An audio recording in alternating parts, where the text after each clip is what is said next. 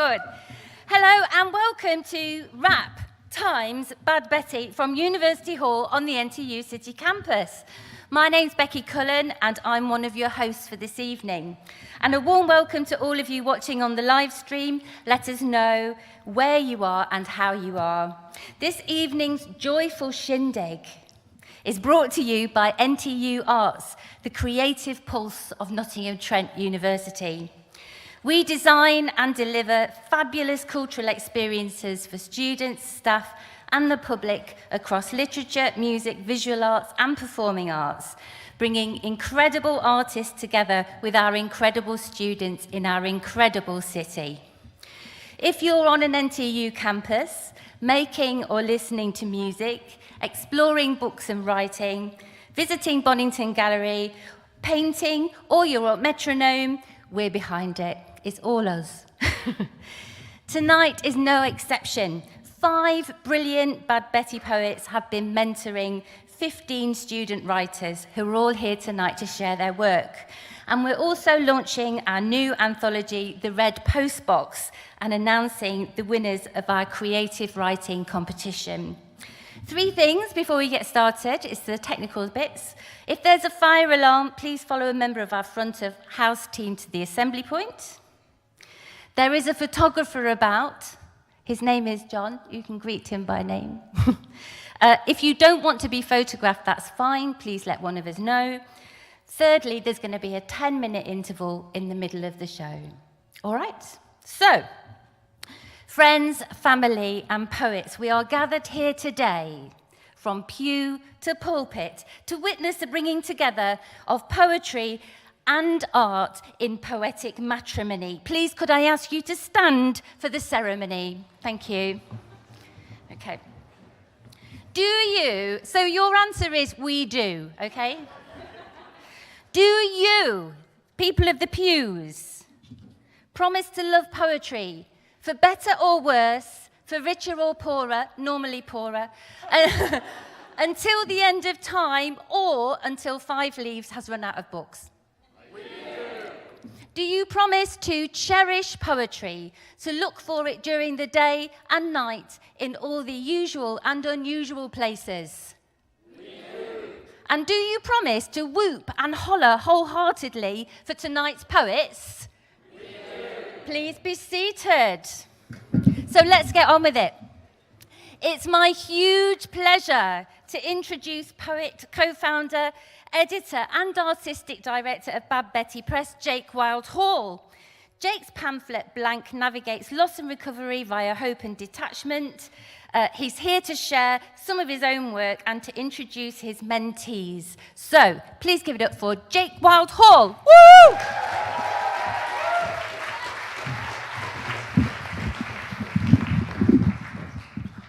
How are we all doing?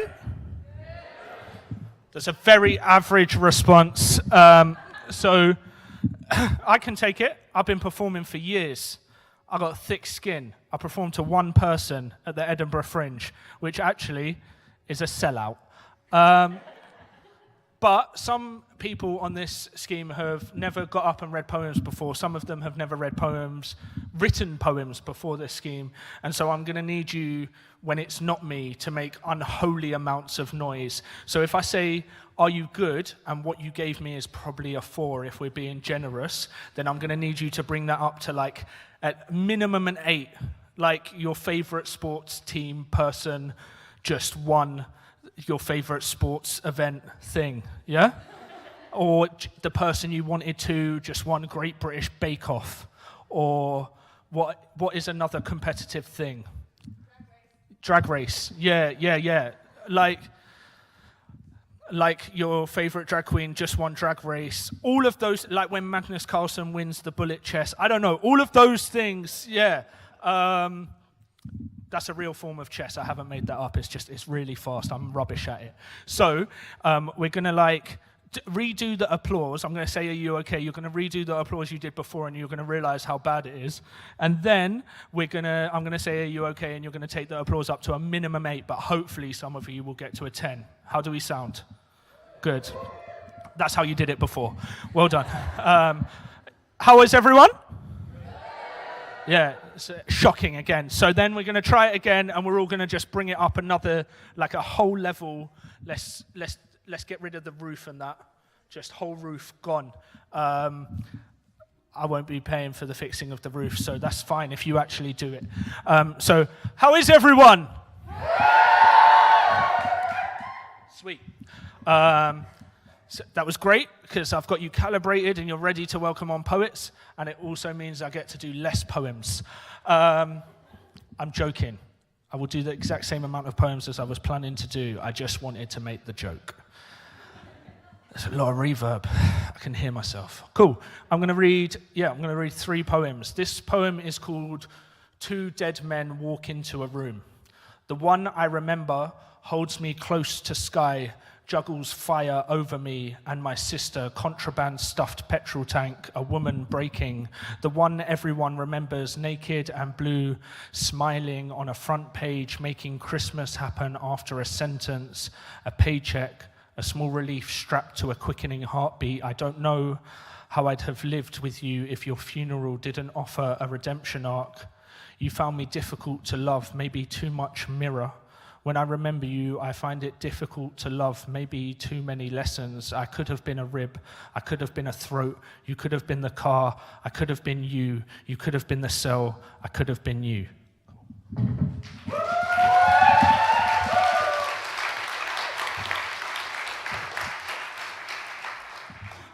This poem is called Blank. It's very old and it's in my book, which is titled Blank. James requested it, so here it is. It's a poem. Blank, wake up, fall asleep, blank. Pick it up, put it down, I shouldn't, but why? You're missing the point, blank. Back to the start. When was the start? I'm losing my days, it's fine, no it's not. Blank, roll then again, fine then again, try this, it has no effect, blank. Sleep is cause and effect, blank, it has no effect, no more relief, maybe this is the end. Roll, blank, roll then again, fine then again, try this, it has no effect, blank. Wake up, fall asleep, blank. Pick it up, put it down, I shouldn't, but why? You're missing the point, blank. Sleep is cause and effect, blank. Back to the start. When was the start? I'm losing my days, it's fine, no it's not, blank. It has no effect, no more relief, maybe this is the end. The first time you feel this, it will be infinite, not in a good way. Your day will drag like fingernails on chalkboards. You will ask yourself why the sun in a clear sky is ugly. The morning will be an itch you can't scratch. Human contact a necessity. The sun will go down. The stars will come out. The heavens will be empty. At this point, you will in one way or another start again. Cool.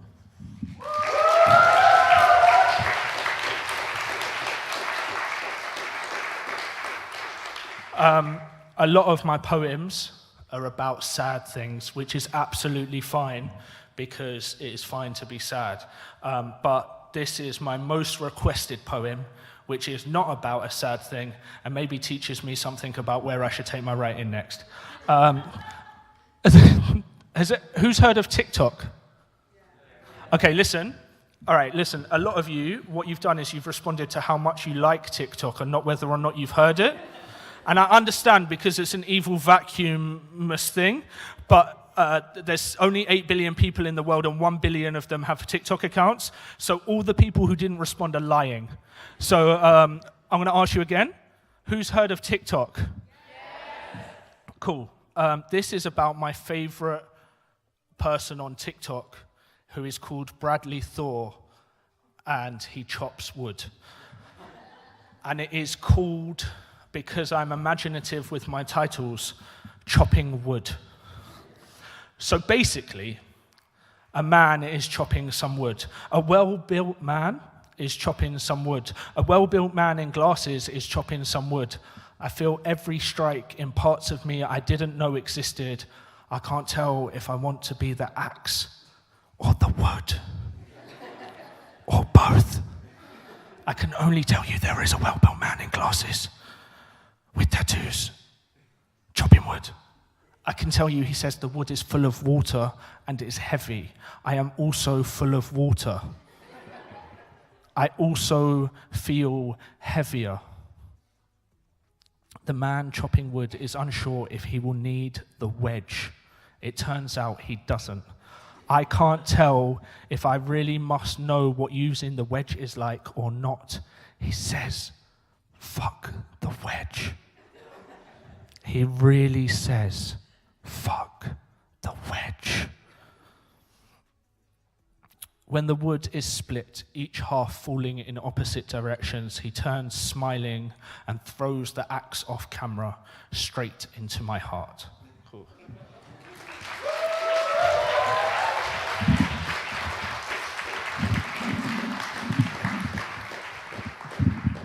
We all feeling a bit warmer? A bit more warmed up? They are the actual words, but they also work as a play on words. Because I did a horny poem. Cool. I have found this process absolutely amazing. I've had the privilege of working with 3 incredible writers, and it felt like I got to share my time and learn from them, and I hope that I taught them something. They were wonderful sessions. Even when I was ill, I got so much out of them, and I'm really proud of what they've done. So I want you to give huge amounts of applause. I'm going to introduce all of them. I just want to say, like, they've all been fantastic, and like some of them had never written before. One of them had never written a poem really before this, and then has written a poem every single day. One of them I challenged to write a ghazal, which is a beautiful Persian form of poetry, and they did it in like that same day. I got home and it was like, here's the ghazal, and I was like, wow, I've just done a walk home, and like I challenged someone else to like write a dystopian novel about fishing, and they've started it. So they ran with my madness, and I'm very proud of them. So they are Laura, Renee, and James. They're all going to come up and read you poems, and I want you to make silly amounts of noise every time one of them steps on this stage, okay? Cool. Laura.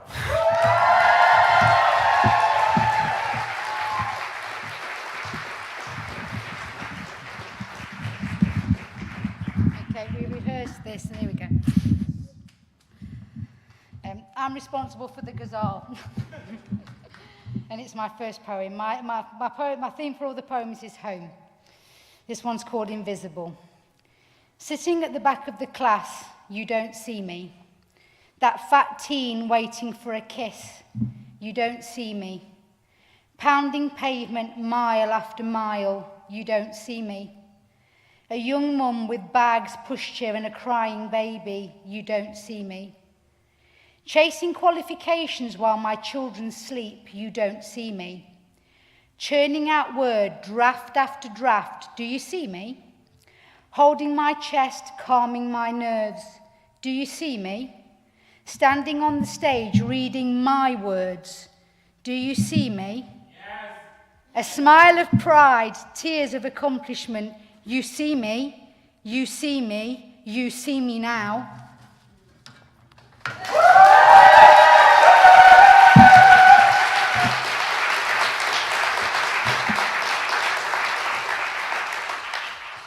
My second, 2 Christmases, 1 wedding, 3 children, 1 sailor, 1 teacher, 1 writer, 1 emigration, 2 weddings, 4 grandchildren, 1 50th wedding anniversary, 1 tumour, 1 broken heart, 2 funerals, 1 life.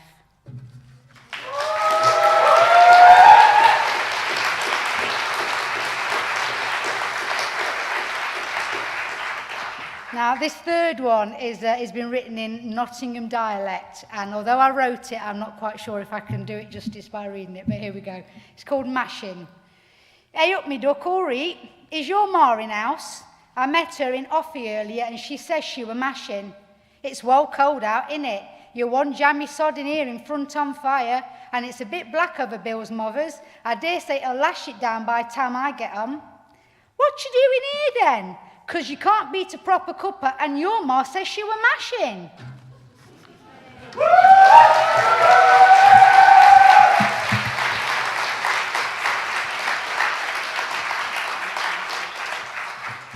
The canal, built by man, a feat of engineering, ambling, gently curving, trees changing leaves, hanging branches gracing the surface, displaying all that feels idyllic.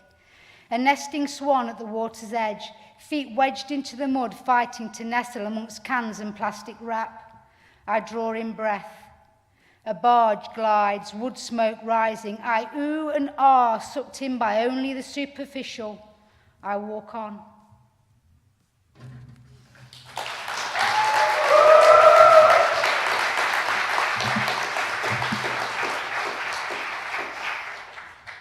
Lemonade. Turning into her street, the car hot and humid, air putrid from endless cigarettes, I wait. Barely braked, the car door is open and I crash into her arms. Kisses like summer rain land anywhere she finds bare skin. I hug tight, cementing the feel of her into every cell. And in Nonna's kitchen, sitting in the shadow of the Apennines, is her lemonade. Tart and sweet in tall, chilled glasses poured over cracked and crackling ice cubes. Eyes closed, I savour that glacial liquid. With one sip, I am home. Thank you.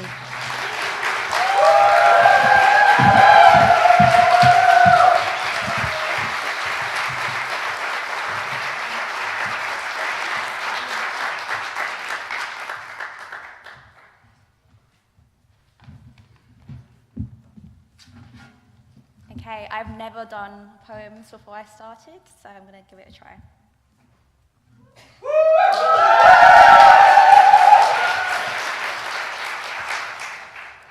Hey Mum, it feels weird about you here. Your warm hugs and sloppy kisses. The way you call me Nene, even though I say I hate that. The way you roll your eyes when I come home, in big black stilettos and grandma hats. My best friend, and you keep it real with me. And yet you're the biggest mystery. You're kind, honest, courageous, and true.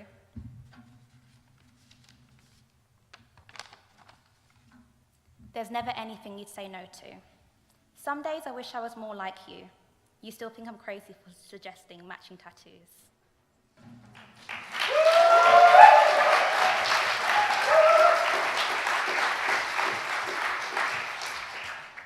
My second poem is The Night We Met. I saw the glisten in your wide, beady black eyes the night we met. You represented Mrs. Trunchbull the night we met. Your eyes leaped, were full of plans and promises the night we met.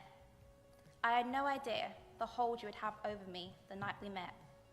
Your positivity covered your first set of plans the night we met.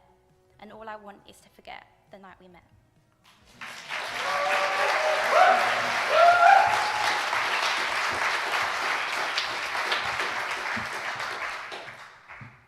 The next poem is called My Friend Maria. Every weekend, my friend Maria prowls the East London streets for another shot at love. Vowing to forget about her ex this summer, a promise she seems to be keeping, as she frequents clubs every weekend and gets with different men whose name I can never remember. Friday comes and I sigh. There's no way I'm getting out tonight. Whenever I say no, her face switches to showcase her classic puppy dog eyes. She knows that I don't want to go out, but she always gets her way. Maria wields a plethora of men at her beck and call, including Harry. Maria and I call him Tower. He's extremely tall and attractive, cliche I know. He waits in the rain for over an hour. He's soaked from waiting, but Maria doesn't care. She sorts it and opens the door. This is my friend, Maria.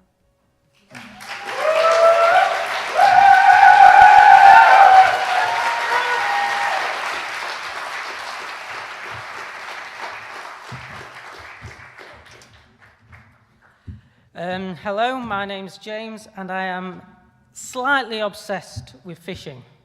Mildly, very obsessed with fishing. So my poems are about fishing. They wake up, shower, commute, work, idle talk by a water cooler, work, commute, binge TV, sleep, repeat. They wake up, shower, commute, work, idle talk by a water cooler, work, commute, binge TV, sleep. They wake up, turn left, drive at first light, away from the fake light, into the sunrise, filled with possibility, back to a pre-time, doing what millions of years of evolution intended, mind set free, hugged by Mother Earth who says, "It's okay, you're home now, my child, if only for one day." They wake up, shower, commute, work, idle talk by a water cooler, work, commute, binge TV, sleep, repeat. Thank you.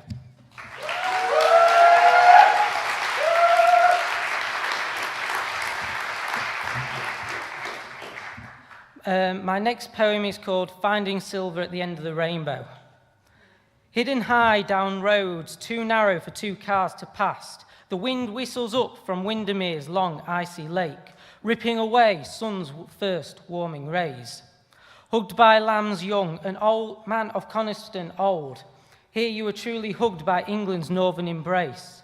Cracked lips, rough skin, a mountain king born under icy dancing lights, yet not too unfriendly to the right plight.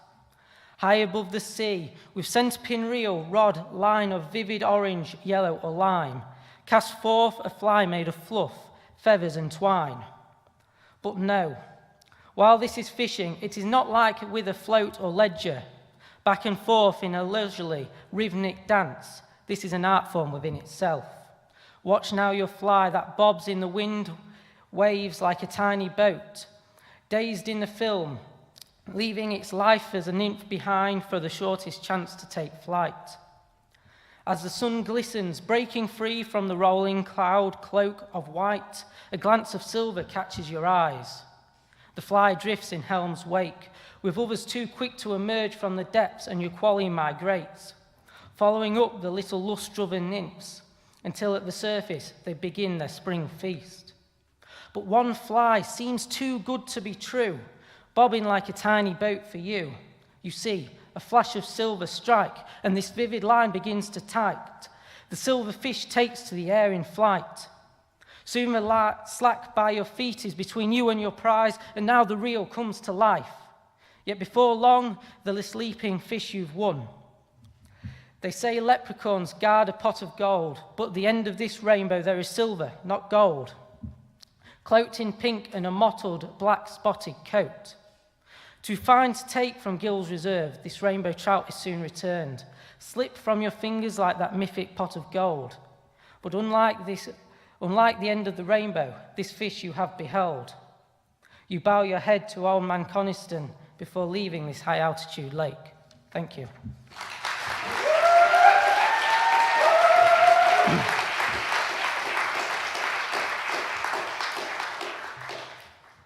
My next poem doesn't have a title. Finding a bottle of water spilled 10,000 times, the plastic greened over. Blue eggshell of ducks, gravel on the ground, hugged by ragged, green-haired hags pulling cheeks. The sun burns away ghosts, the glaring light of Ra Helios' soul from below. Creatures lurk out of sight. See, a cat through this looking glass. The wolf waits patiently behind bejeweled sheep. Hunters hunting hunters, the hunted hunting the hunted. Jabberwocker waits. You follow St. George. Wait, that's not right. A crack, a pop of overcooked wood calls you. That's better. This is your creature. Impaled sweet corn, balls on hair. The world surrounded in a white cloak, rusted shackles crumble away. Artemis has seen you. Was she bathing? Enough. Old gods will bless the committed. Battles raging, a hunted hunter caught in hunter's snares. False alarm. The will o' the wisp dances through the submerged forest. You could have been a hero, turned in a day for a day, but this land of Anwin says no. Thank you.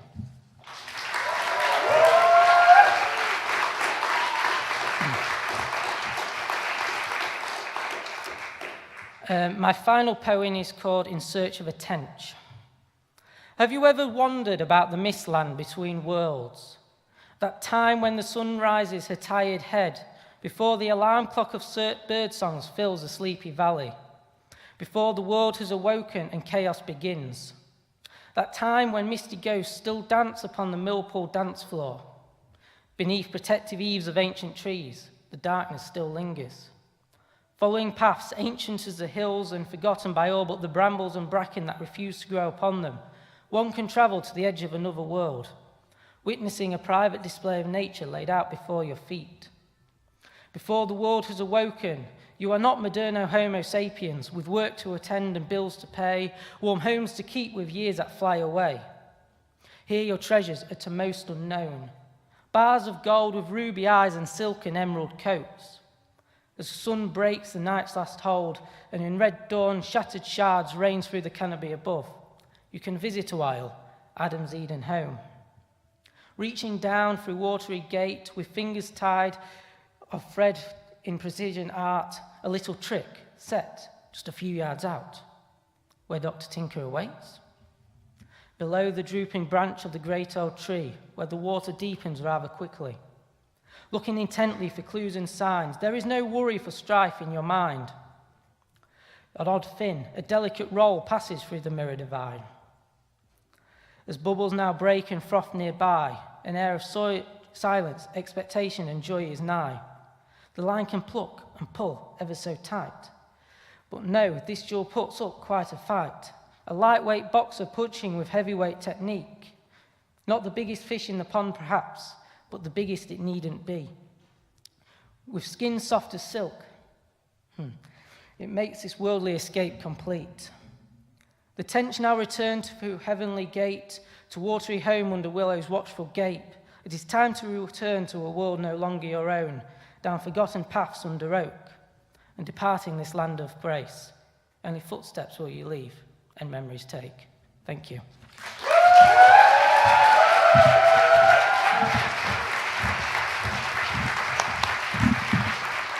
Thank you. So that was Laura. Let's have a big round of applause for Laura DeVivo, James Sugden, and Renee Richards. Thank you. So the next set of poets that we're going to hear this evening have been working with Jess Moraine. So Jess is currently on stage at the Arcula Theatre in Hackney in that London, and she would love to be here, but she sent a message for her mentees. So here we go. I loved working with these extraordinary and unique poets. Isa, Carice, and Emily are so talented. It's been an absolute joy to see them grow so much over the course of only a few weeks, and a particular pleasure to work with three young writers who are not afraid to be truly, authentically themselves. I'm sorry I couldn't be there tonight, but I have no doubt you'll love what they have to share. So I'd like to introduce to the stage, please, Isa Afak, Carice Hutchison, and Emily Holmes. Thank you.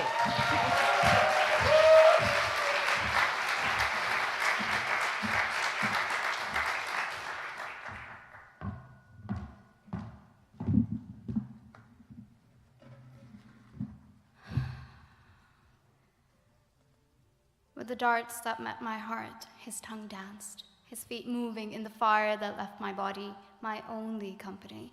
I don't abandon easily. Breathe. Hisses and whispers. Catch naivety before it catches flame from the cave that allows air to leave. Do you think my daggers pin you in place? Do you think my rage melts your face? Today, I'm beginning the end. Find my fists in floods. In dusk light, I twist and switch. In a bed that we shared, I am thudding a trauma. Pillow? Smashed. Tantrum? Bled. My pulse is held to ransom. My eyelids like burial. 3, 2, 1, my rib swings, begging myself inside myself to pause. And forgive me my skin, and the way I bite into its creases, but they should know I am raging hell. You dare ask, how dare I spit back? Daggers clogging your throat, done and don't know your croak. Blood bubbling out the drain, should I stay in my lane? Now, grab my clothes, now you're a naked show. My lips open wide, your ears bleed for miles. I scream for my life, a dream of your body, a dream of my knife. I scream, I'm alive. It was for love. Let me show you how it's done. I let her breathe fire onto anything she sees. I polish the ground of bodies she spins around. I command a symphony of bolts. Isn't she lively, enlightening, no liking to the match of roars, the thunder, her screams, all for love, with no remorse. I let her kill their reverie. Reins in your hands? Promise to torture bands. In excrement, 2 eyeballs float. Collar cuffed throat. Whip slicing skin. Call God for hair I begin. Your tongue forked into 2. Let's split it into 3. Count pieces of the queen, your face black and blue, full of rue. Not so fast.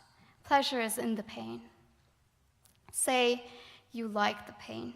My heel slices, my feast at last. Say you like the pain of crushed teeth, drown in blood. My heel pushes down your throat. You began your ruin, now taste it. That rope in your hands, your noose, aren't you glad? How do I explain it to them that only a thunderstorm brings peace to my mind and liberation to my soul? It has mothered me to keep my child and to free the woman in me. Everything that I am is thunder, lightning, and rain congregating, releasing the breaths festered in their absence. I am all of me in the wake of a thunderstorm. The wilderness of my soul alive. Thunder is the honor of my screams, my rage, my madness bounds through the structures of this world, quaking. I dance in these storms, and if my light blinds, remember, when the lightning wreaks havoc, it is a force unquestioned.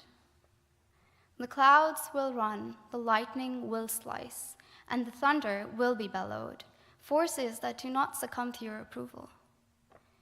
And as I run with the wind, my feet no longer touch the ground. With wings through the sky, I am the only bird that grows lighter with the rain, braver with the bolts.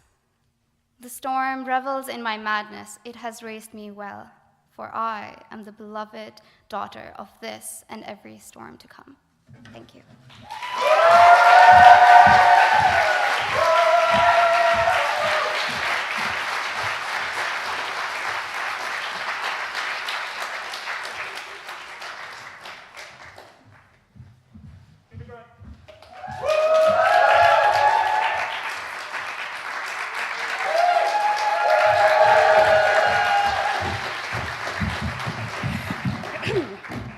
Hi everyone, my name is Carice. I really wanted to be in this programme because I struggle a lot with social anxiety, and I have a lot of poems that I write and post online that I just never before. I decided on 2 poems that I've written recently. Some of them are part of a May challenge I'm doing on Instagram where you write a poem a day, and then the second one is about Birmingham City Council and councils going bankrupt and how it affects the arts. My first one is called Wide-Ranging Cuts. Call it a basketball hoop. Call it the tempest that has transfigured throughout the years. Call it the blackberry bush that withers, emerges, withers and emerges again. Call it the various beats in motion behind permatend eyes, journeys transpiring, or the treasure trove of a decrepit bike shed. Call it the tiddly tracks of chartered feet navigating their way to their haven. Wide-ranging cuts, threats to our culture, devalue always of the arts. Call it a low ochre hum, ever-present, loitering, guiding the way to tranquil. Alongside crisp, white pages of words, we cannot call that anything now. But still, amidst the absence, call it upon your quintessence, call it home.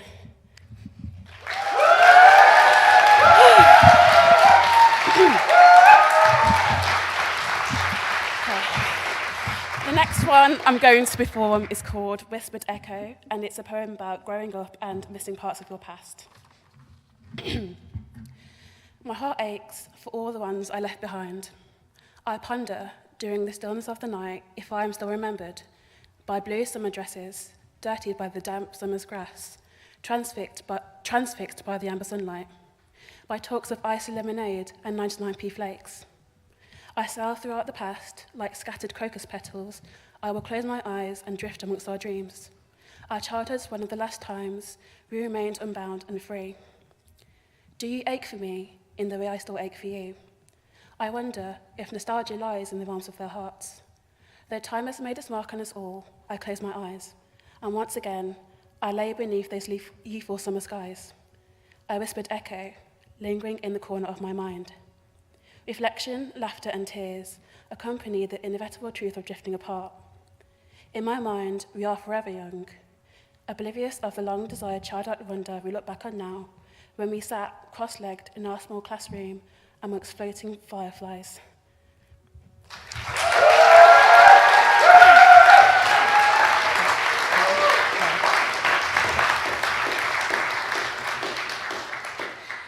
Bear with. Okay.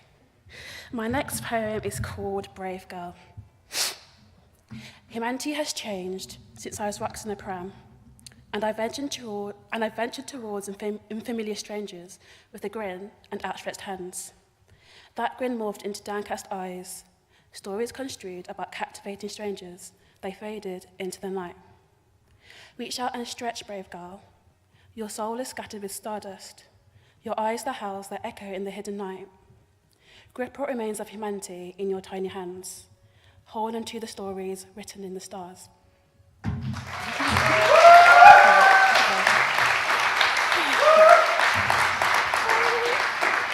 Thank you. Okay. Finally, I'm going to end with one of Jess's poems, as she couldn't be here tonight. It was really lovely working with her, and I also want to say thank you to the Bad Betty Poets and to Becky for facilitating such a nice programme. I think it was something I really needed, and yeah, I've had a really great time. This poem by Jess is from a poetry collection, One Woman Horse Show, and it's called A Coke Float in a Dream. Midnight floats like he breathes my living, all for the nothingness of starlings and meat movers. These iron filings will protect my bed, and children will find love in birds and insects. Return from your lakes to stroke my head. One last Wednesday in the soft house, I'll bounce your castle up, solitary sleep, in your pint-sticky arms. Speak me into being like a favourite.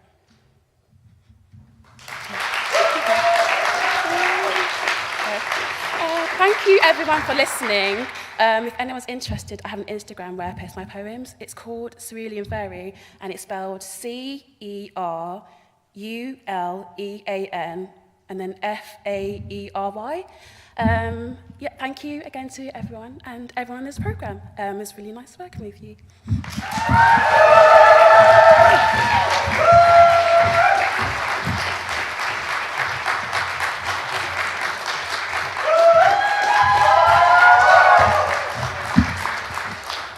Hello, I'm Emily Holmes, and today I'll be sharing 3 of my pieces with you. This first one is called Summer Gardening. The song thrush wakes me up on time. I lie in bed, wide-eyed to the ceiling, and tear the covers from my body. The sun blinds me as I make my morning coffee, no milk, no sugar. I sit at a table made for 2 and eat dry cereal from a bowl older than I. The sun follows me, so I move my chair and face the wall. I escape outside to tend to my garden. I grow rosemary and thyme, carrots, potatoes, and mange too in the summer. I collect my favourite irises to mark pages in books I can't quite finish. I feed the birds and water the plants. There has been no rain in weeks. I retreat inside when the clouds cast over the light. I boil the kettle to make chamomile tea, placing my last tea bag into the only mug I own. The telephone rings, but I won't answer. I go to my bedroom and lie on top of a bed made by me. The glass displays on either side of my walls offer me a view of my garden. The roses brush up against the windows that I leave open just a crack, and when I sleep, bugs try to get inside my home. I often find the corpses of spiders and woodlice on the window ledge. One must have been successful that night. There's a curtain of webs draping from the railing, accompanied by a patch of deep emerald mould tracing the left wall. I sit on my porch in the late afternoon. I used to listen to music, but now I find myself skipping every song I choose to play. So I listen to the hum of the cricket instead, and share flowers with the bees. There's lavender beside me that I rub between my fingertips. Later, the postman disturbs my reading. I thank him and immediately place it on the patio table. It is from the city. Tomorrow I will return to sender. In the evening, I like to tend to myself. I lie in the bathtub playing with my breath. I open the windows for ventilation and the hope of listening to the passing of cars. But it's so remote here. I wouldn't be able to catch an engine even if I closed my eyes. I think about returning as I sink deeper into the water. I wrap myself in a bath sheet and wipe the condensation off the mirror. I wasn't built for the winter. What if they find out I am made of glass? I could spend hours in here playing with my complexion and brushing my hair, but only I can walk myself over that threshold. Because sometimes no white horse is coming for you and you have to go on foot. Because how many more baths can I have? As I leave my bathroom, I remember I have run out of tea. Thank you.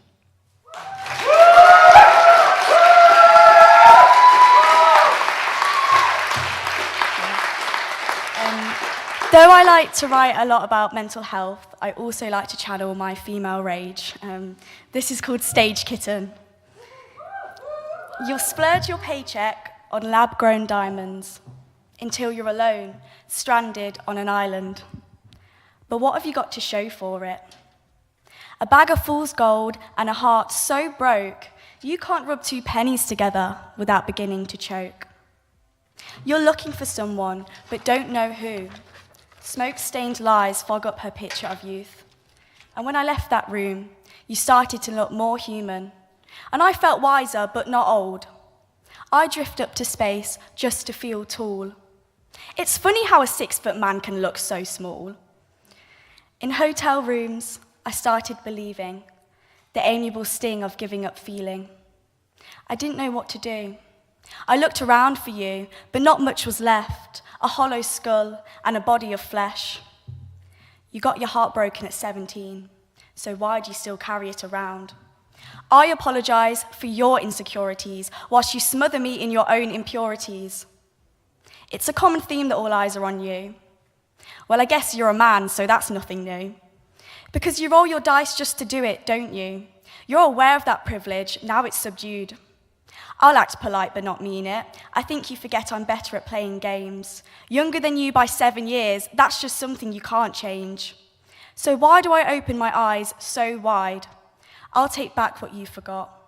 It's not easy to have pride, something I do not. You think you're a nice guy because you didn't make me watch, but you don't realize that in turning a blind eye, you actually learn a lot. Now you're the reason I can't see the stars. I'm always a ghost and never alive. I'll be your stage kitten until you get it right. I'll shine your shoes and straighten your tie until you're in the limelight. You think it's a compliment when you call me super fucking nice. Thank you.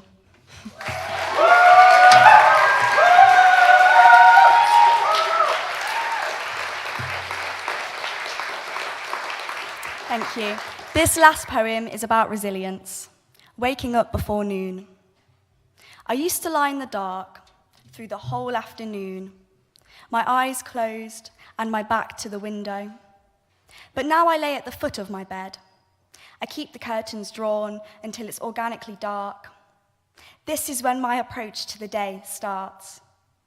I watch the people in the cars go by, the school run, the mum, the babies cry. I've seen the trees rise and fall, trying to understand the notion of it all. But with the first flower of spring, on my finger, I placed a ring. I've been watching the sun on their faces for far too long. But how can I return somewhere I don't belong?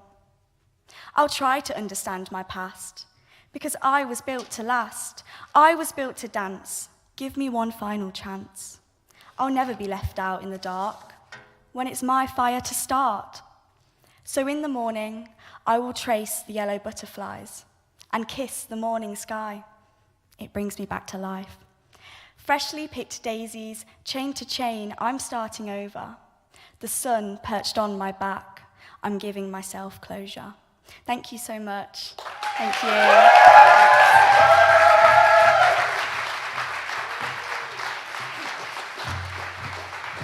Can we make more noise for Isa, Cerisa, and Amelia?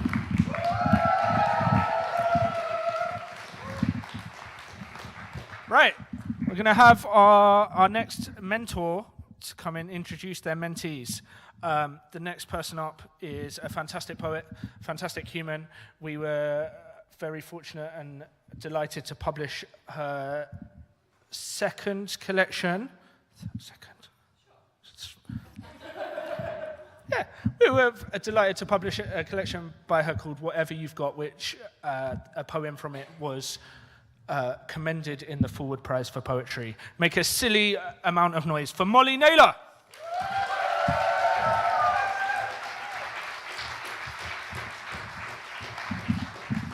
Hi.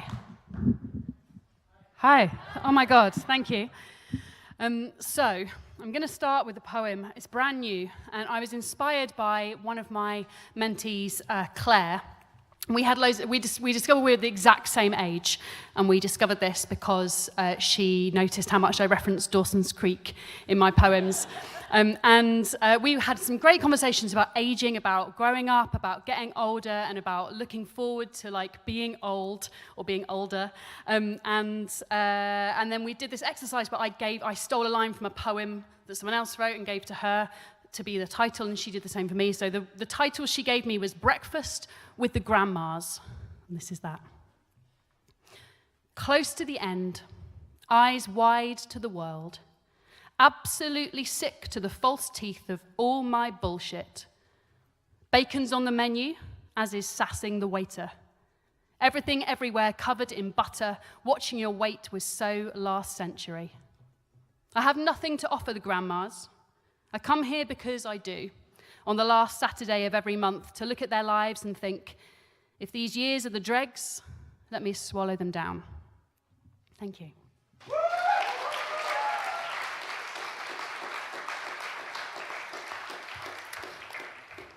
This poem is inspired by my mentee, Sanchi, who has written a brilliant poem you're going to hear, which is about seeking reassurance from an unexpected place. And I really love this idea. And I sometimes get anxious, and like a lot of people do. And I was imagining being anxious in a toilet cubicle. Anyone ever experienced this? Just me. And so I thought, if I was anxious in a toilet cubicle, who would reassure me? Who could do that job? So this is about that. It's called Poem Written in Sharpie on the Back of a Toilet Door. And if you like, you can write this poem on the back of every toilet door you see in Sharpie, but credit me. That's really bad to encourage you to do that. I retract that. Don't do it. Did you come in here to take a beat? Gather some solitude to slow your rushing heart before heading back to crowds? Here's a good place for a secret. Come here to me. I'll keep it. Is it that you've forgotten the dance, the cultural choreography, the what to say, the how to be? I see your need to steal a second here and raise you writing this in here. My thumbs were cut by cracked screen fervor, and as I wrote to you in the future, imagining your ragged breaths. People are weird, and so are you. Admitting it is freeing. And when things feel broken for this long, we forget we belong to each other. Or maybe you're just peeing. Either way, stay for as long as you need, then wipe, flush, breathe. Live gently inside the rest of your night and come back anytime. Thanks.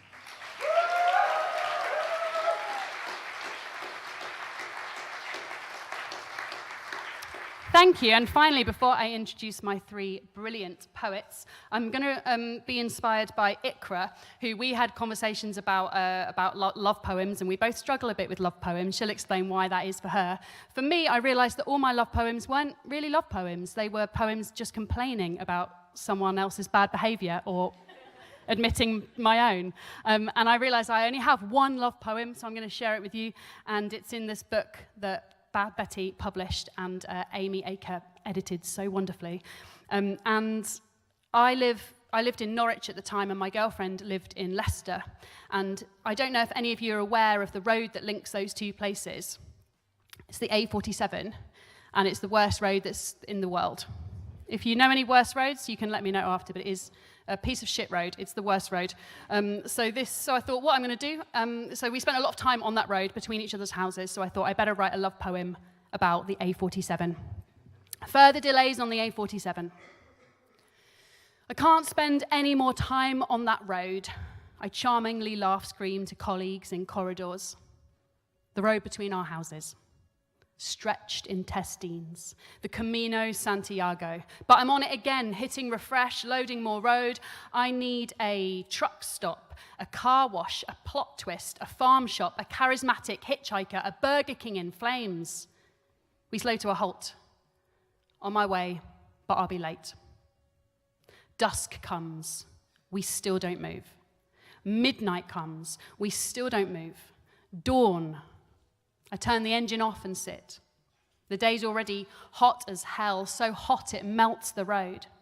I wind my window down, dip fingers into tarmac, smear camo stripes across my cheeks, and things start moving up ahead. I get to her eventually. I always do. It took me so long to get to you, she says, and I kiss her with the road still under my fingernails. Welcome home, I say. Welcome home. Thank you so much. Okay, it gives me so much pleasure to introduce these writers I've been working with. They've really just brought so much joy into my life and reminded me everything that I love about talking to people about writing and about writing itself. So please, would you go absolutely wild for Claire Suzanne, Sanchi Aurora, and Ikra Zubair.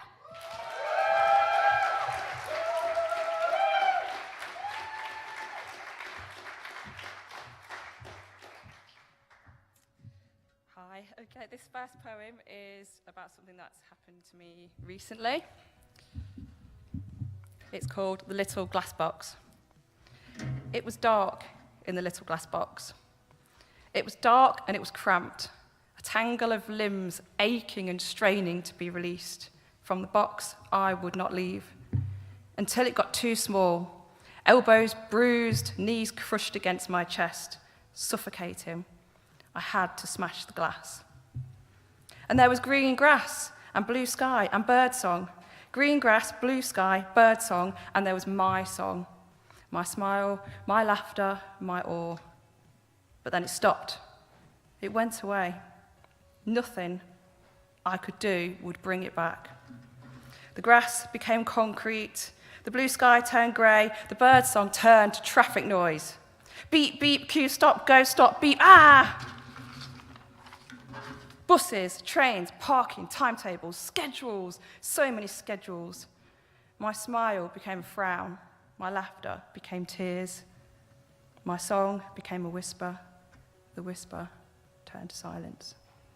I crawled back into my little glass box, only this time it was bigger, so I could spend longer in it. Thank you.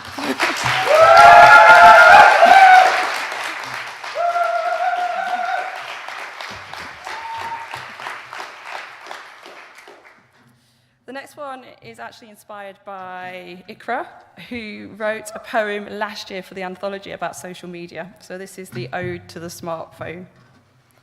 You follow me wherever I go, tracking me, watching me. I try to leave you, but everyone wants to see you. You're the demon I hate to love. I want to escape, to free myself from your shackles, but I am chained to you. Without you, I am free to wander. Yet I am lost. When you scream, I come running, unable to resist your call, and I go freely, compulsively, because to live without you is not living, not anymore. Thank you.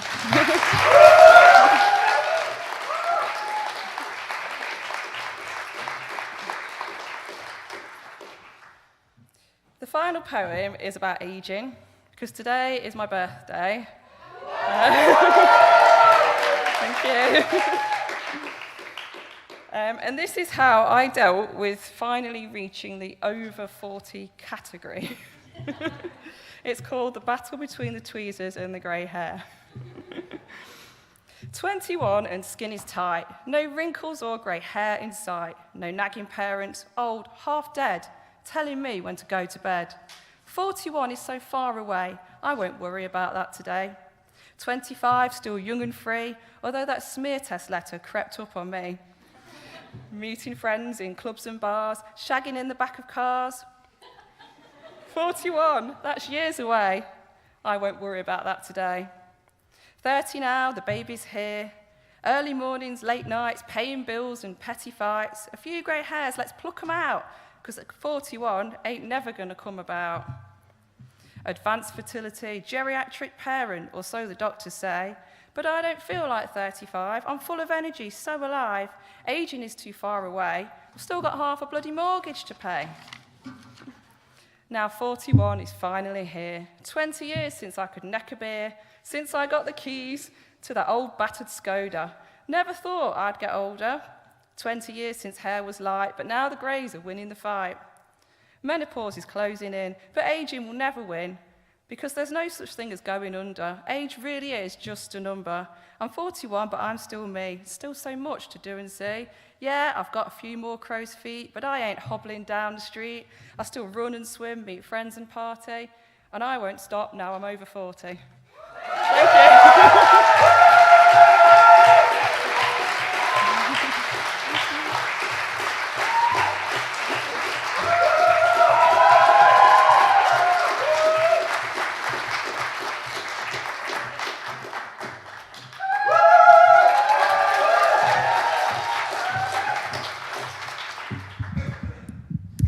Hi everyone, my name is Sanchi. So the poem that I wrote, it's called To the Tree Outside My Window. There's this tree right next to my window, and I often, this poetry is dedicated to that tree. Sometimes we need that validation in life, like we're constantly working hard and doing things out of our comfort zone, but sometimes we do need that validation, whether we are doing okay or not. So, to the tree outside my window, I muster, I don't know why. Do you think in life if I am doing okay? You see me every day.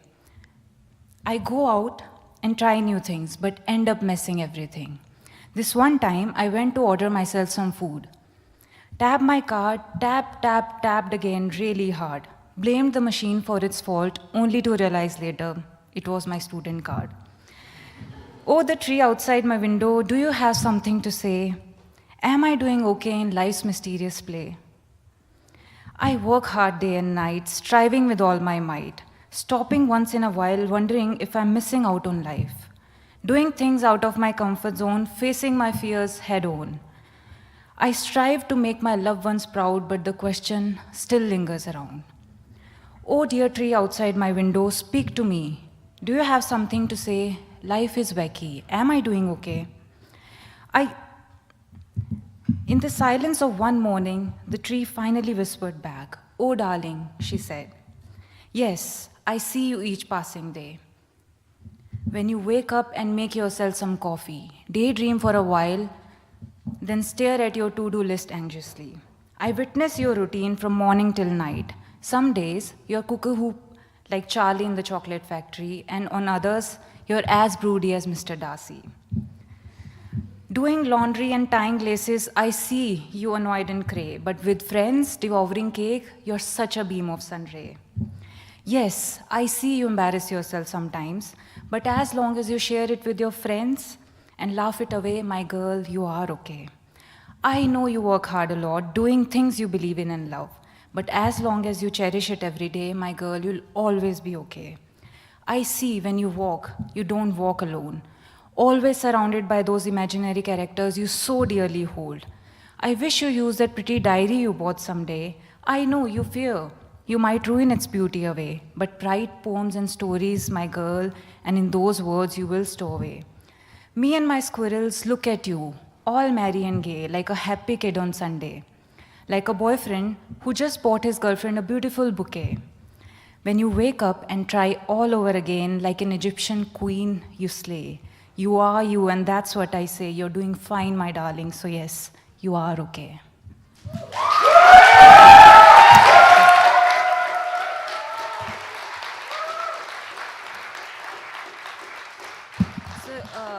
So the next poem that I wrote is again referred to the same tree, but this time I'm asking the tree whether he's doing okay or not.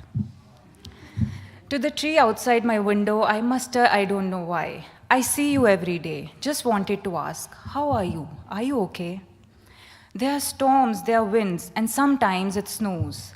I see you always stand tall and never once seen your branches hang low. You teach me strength, you show me courage, inspire me to shove away my fears. But I wonder, how do you do it? Is it hard? You doing okay? Tell me, dear tree, how like a fearless queen do you slay? Yes, it replies, it's hard sometimes, but most of the time I am okay.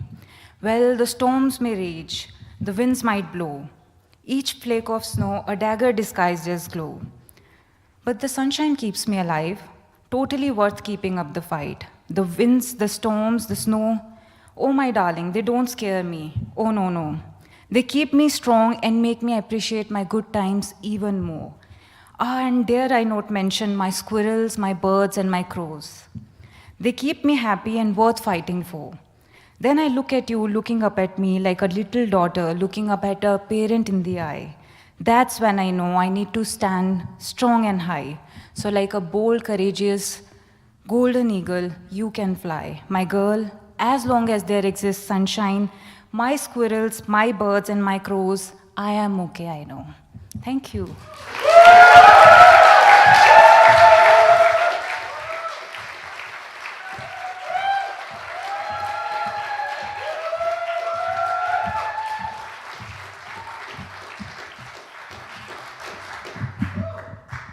Hello everyone, my name is Ikra, and I'm the girl who never really enjoyed writing love poems because I always thought they were cringe.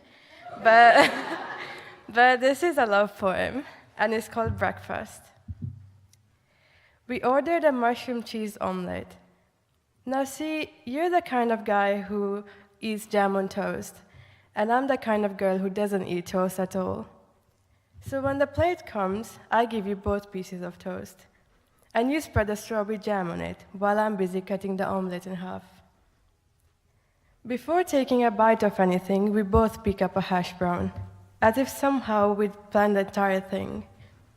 And we both take a bite of it, and we both love it. It's cooked to perfection, and potatoes are my weakness. Back to the omelette, though. So I'm not that great at cutting, and the omelette cuts unevenly in half. So you take the smaller piece, even though you're bigger than me, and I take the smaller piece, even though I'm bigger than you. I messed up there, sorry.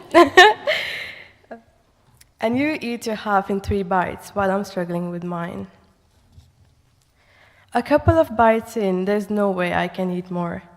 So I asked you to eat what's left over. I guess I should have given you the bigger half to begin with, but that's just how we work.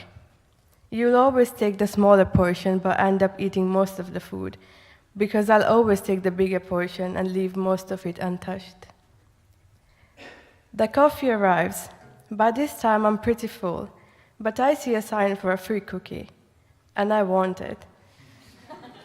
And so you get me the free cookie, and I'm too full to eat it, so I put it in my bag.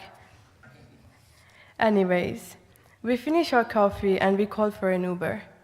And my pants are stained, and I'm carrying my cookie. And I don't think I've ever been happier while we wait for the Uber. You steal my glasses and you try them on. They look funny on you. I like them on you. I think I like you. And you can't see anything, and I can't see anything either, except for your outline. That's enough for me. Thank you.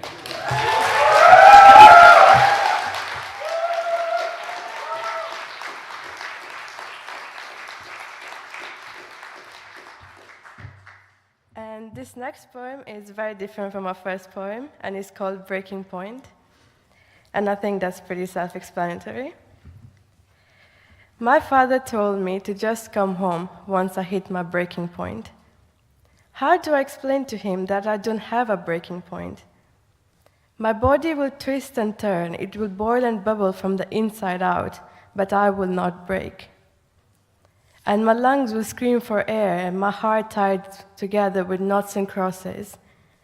How do I tell him that my sadness will keep growing until I'm dead, and that there is no point at which it will be bad enough for me to say, I give up, take me home?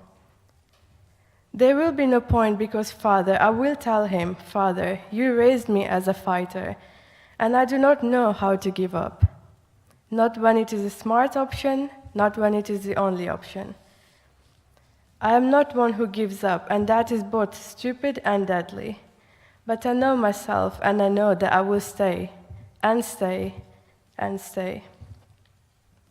That is why I love the boy who wrote poetry on me with a blade. And that is why when he told me he'd kill me, I still stayed. I don't know how to let go of places, of people, of things. I don't know how to give up on ideas or love. That is why when the nurse asks me how bad the pain is from a scale of 1 to 10, I always say 5. even with a broken spine and a dislocated skull, because I do not know what my turn is.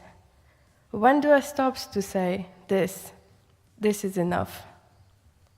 Father, when you tell me to come home when I've had enough, know that I do not know what enough is. I have always been trying to be enough. I always want to give enough, but this strange place called enough has never been home to me. Thank you.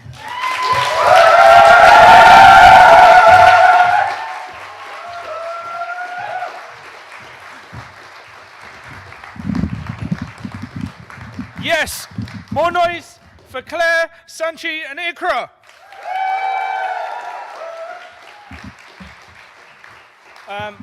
We're going to take a short break, but before we take a break, we'll do a couple of things.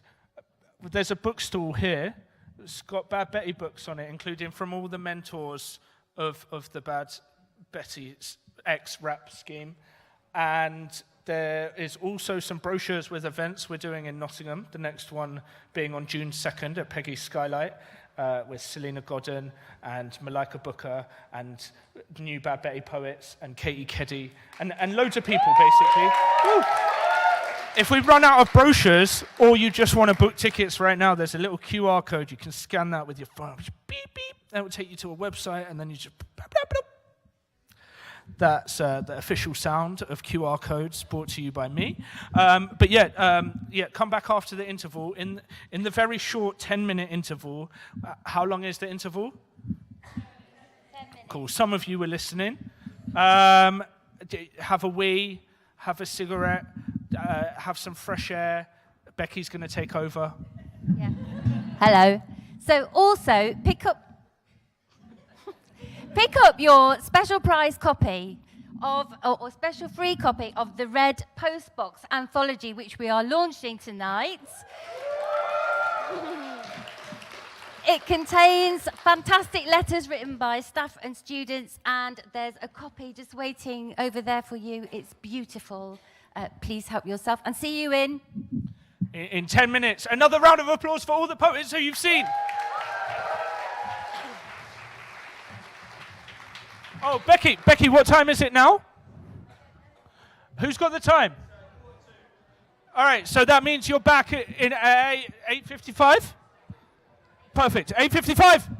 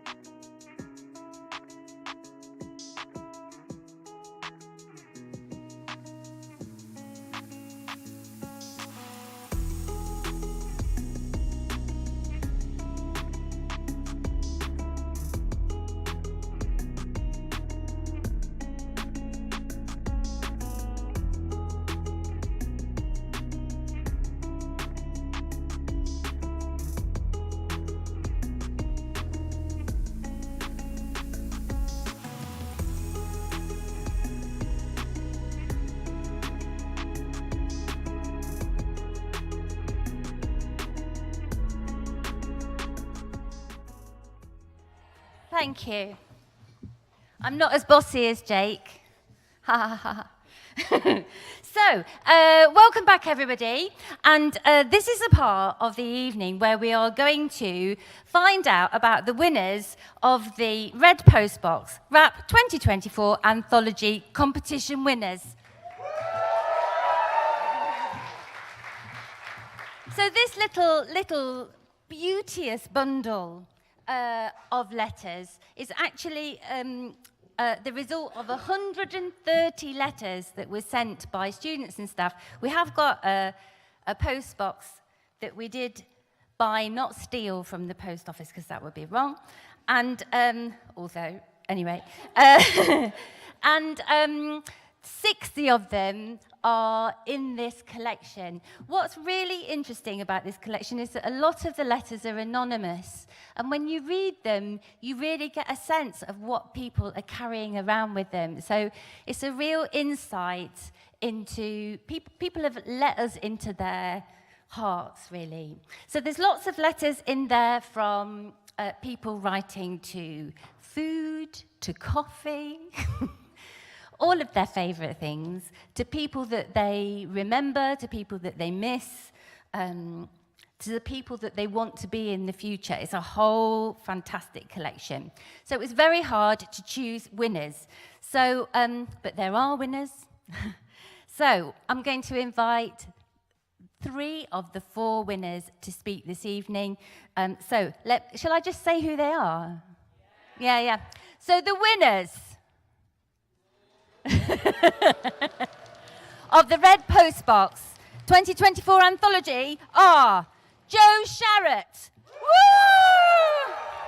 Ahmed Batous, woo!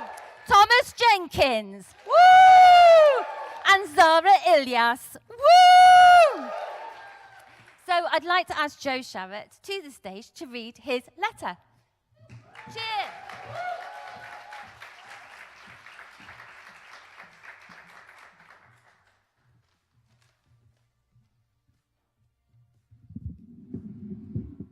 Thank you.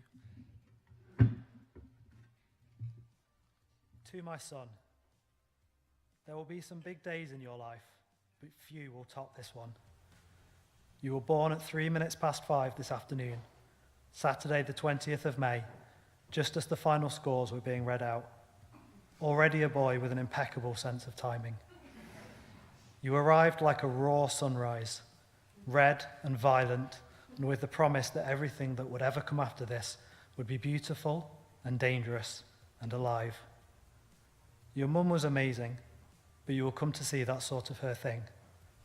There is no fear quite like the fear of the unknown, and there is nothing as unknown as the birth of your first child. But whenever I looked at her, I knew that everything was going to be fine.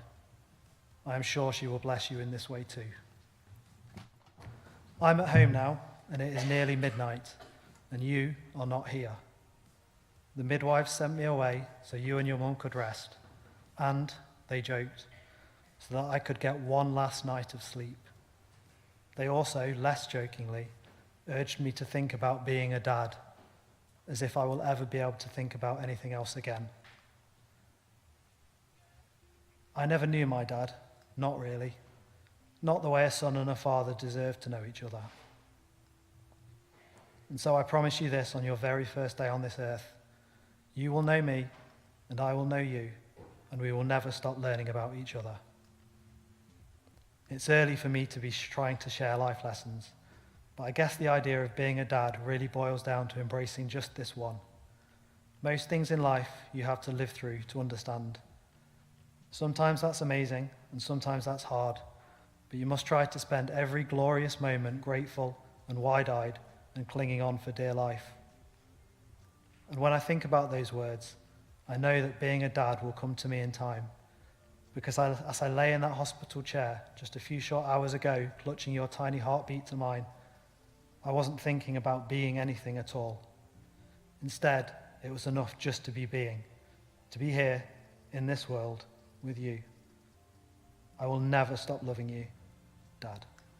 Thank you.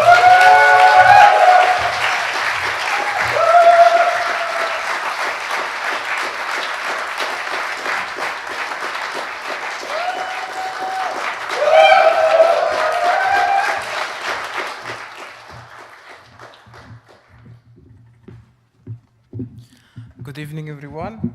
My name is Ahmed Batos, and I wrote a letter to my country. Dear Syria, was I born in the wrong place?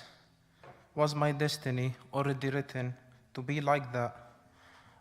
Or are you harsh to your people, forcing them to leave you forever? Since I left you in 2015, my life has changed forever. But you also changed forever since the events of 2011. Your people, your environment, your infrastructure, and your people. When my new life began outside of Syria, I realized the difference between you and the other countries. Being in the UK gave me the opportunity to meet new people from all around the world. I see people here united with each other, except us. Going back to their home, except us. Feeling proud of their country, except us. I desire to represent you in a great picture, just like everybody else here. I want to tell everyone, we have a peaceful country. Come visit us. I can be your tourist guide. Unfortunately, this is impossible. It is impossible now, as you have been divided into three parts. The government, who is throwing us away and killing us without hesitation. The opposition, who can't agree with each other. And the Yellow Army, who wants to steal and cut the east side of you. We are all lost all around the world. We can go and visit all the countries around the world except you. It almost feels like a one-sided love, but I will still love you.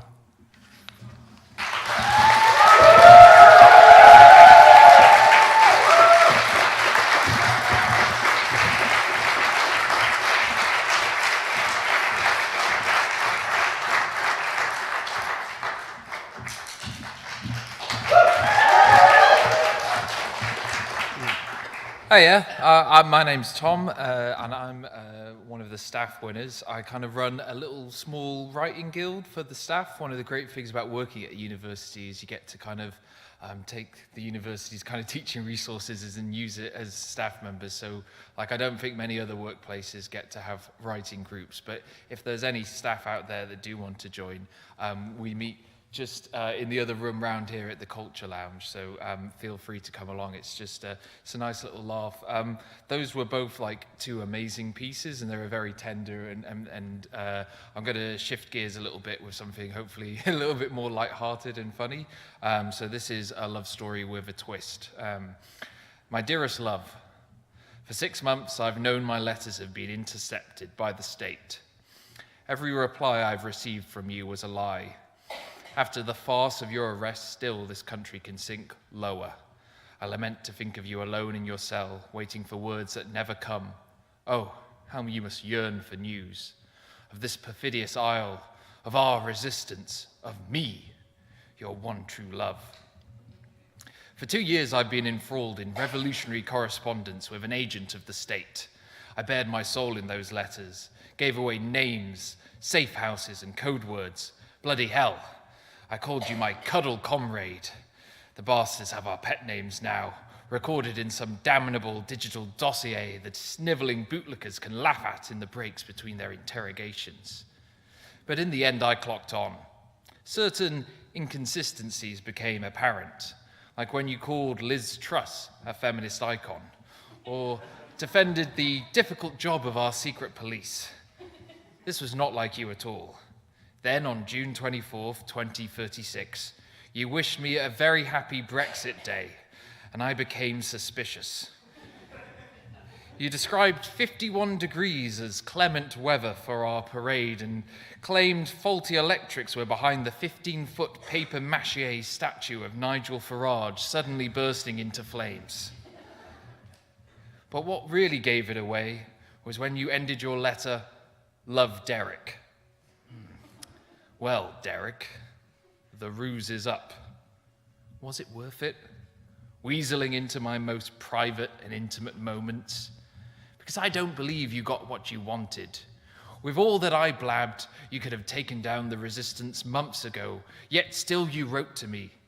How long has it been since you felt the true connection of another human being? You wrote those letters with more passion than my true love ever could muster. The way you tried to convince me of this totalitarian state's benevolence goes beyond the madness of propaganda. You wrote like that because you were desperate to find some way for us to be together. It's funny, I gave away everything, but you're the vulnerable one. This is my last letter. Tomorrow at 6 p.m. I will be at the Crooked Hen waiting. Maybe I'll be greeted by a squadron of armed police, and you'll lose me forever. Or maybe, just maybe, you'll be there, alone and on the run, ready to let love win.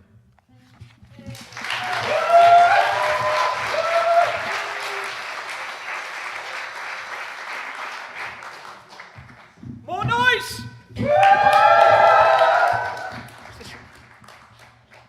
Is this? I don't know, is it? It's my phone, everyone. Could have just left it there. Probably would have been the professional thing to do. No one was, you couldn't even see the phone. And even if this was turned that way, you wouldn't be able to see it because it was just blending in. So I don't know why I've done that, to be honest. Yeah, cheers, Chris. Thanks. And that brings us to our next mentor. How is everyone? How was your break? Okay, so you know in the first half, where we did that thing where I asked you questions and you responded fairly miserably, and then we had to work it up to an 8/10. I was hoping I wasn't going to have to do that again. So next time I ask for a round of applause, honestly, you're letting yourself down. When there's next a round of applause, if it's like that, I'm going home.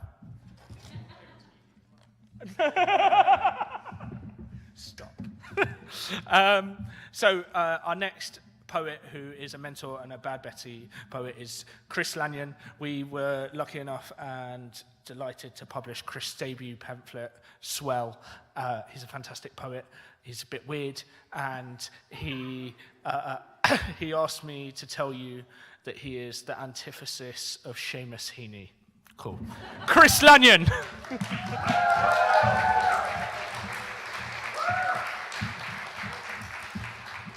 What a joy it is to be here tonight. Good Lord. This first poem takes its title from a song by Sir Baby Girl, Flirting with Her. I have fallen in love with the DVD menu loop of the 2013 sci-fi romance Her, starring Joaquin Phoenix and directed by Spike Jonze. In the film, Joaquin Phoenix says, "I love you, Siri. I love how you have been voiced by Scarlett Johansson and have been programmed to love me back." In the DVD menu loop, it cuts between images of Chris Pratt's handsome, smiling face, Joaquin Phoenix's inexorable sorrow, and the 1996 Toyota Celica that my dad crashed into a Cornish hedge. In the film, Siri, voiced by Scarlett Johansson, says, "I love you, Joaquin Phoenix, and also I know all the words to the plays of Christopher Marlowe. It strikes me, Joaquin Phoenix, that you are like Dr. Faustus, but instead of a deal with the devil, you have signed a contract with your mobile provider." In the DVD menu loop, I am often prompted to play because the DVD menu loop does not like it when I get too serious. In the film, Chris Pratt smiles handsomely and lists all the bones in the human body by weight. Joaquin Phoenix that Siri, voiced by Scarlett Johansson, cannot hear because she does not have bones and he doesn't want her to be sad. And he thinks to himself, this is what living is. In the DVD menu loop, Spike Jonze mouths, "Men can be lonely, and that is a profound thing to have noticed," for 3 minutes exactly. And I think to myself, this is what love is.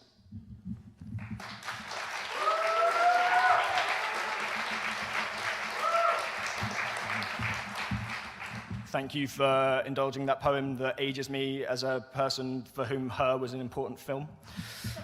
For my next 3 poems, I'm doing 4 in total, I've tried to choose 3 that feel like they're in conversation with the poems that my mentees wrote in this last month. I'll talk a little bit about how fantastic my mentees were in a second. They're rad, though. This first poem is called Ars Poetica with Dad. All right, Dad. You're in this poem now, and I've dressed you in a brown t-shirt with geology rocks printed on it, like the one we got you for your birthday. I'm here too. It's not our first rodeo. And this time, I promise I won't make you a woodsman or a bell ringer or a dog. And I won't be Jesus Christ in eyeliner or a fish with its belly split open. I hope, in this poem, we don't become distant men on Bob Hickok's dusky hills. I hope this time we can talk. Maybe you'll say my best boy at the seaside of this poem, or sat opposite me in a university town coffee shop. And then I can concentrate on the alliterative quality of parental love, all the repeating shapes of it. And maybe I'll tell you that, despite the other poems, it doesn't really matter that you're terrible at saying I love you at the end of phone calls, not when you do such a good job of showing it. And I'll apologize for never giving you credit, for calling you archetype rather than dad. I've started telling people that I love you during poetry shows, that you're a good guy. Middle-aged men confess their regrets to me, pat my shoulder, linger, pretend I'm their son. My other dad, Seamus Heaney, wrote his pen into a gun and shot his father into the past with it. I've made mine a fence, a polished axe handle, a series of blunt objects. Maybe now, like Seamus, I can make a shovel of it and unearth my dad from the wintry soil. Thank you.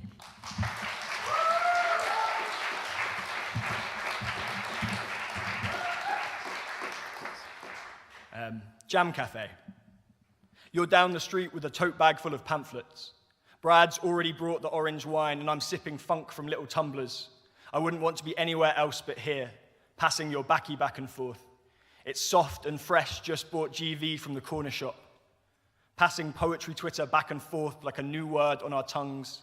You keep saying materiality, and the only material is the lighter wheel under my fingers, its flint smell, the heat smiling around a lit cigarette. All the pamphlet spines unbent yet, and unbent until we get around to reading them. They're playing jazz on the outdoor speakers, and God, you fucking love jazz. You keep saying Charlie Parker fucking knew his stuff, as hands touch your shoulder, friends on the way somewhere. But we're friends here, with this wine the color of the light over Lace Market, that tastes of orange rind and sea fret and early spring. Thanks. This is my last poem. It's called What We Talk About When We Talk About the End of the World.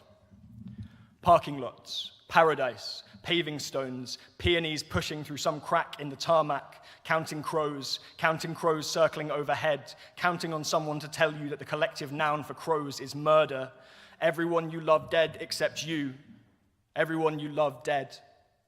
Bacchanalia, brave boys, bodies piled, winter, nuclear, winter, permanent, all my friends obsessed with the weather, a wind station set up in the garden, a barometer for pressure, a barometer for sentiment, Vonnegut's human platypus.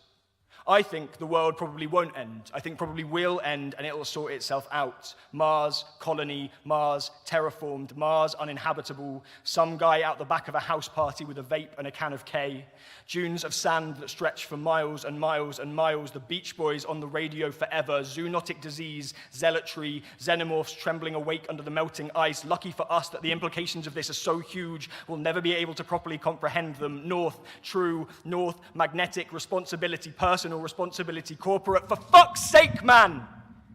It doesn't matter if I leave the light on anymore. God, just so relentless how the sun looked through the smog on those last days, hollow almost. Uranium-234, uranium-235, uranium-238, carrier type, king shit, kingfishers slowly disappearing from the UK's waterways, knotweed, raucous, growing to fill all the gaps we left, your hand warm in mine, our eyes shut tight, our skin alight, our prayers quiet. Thank you.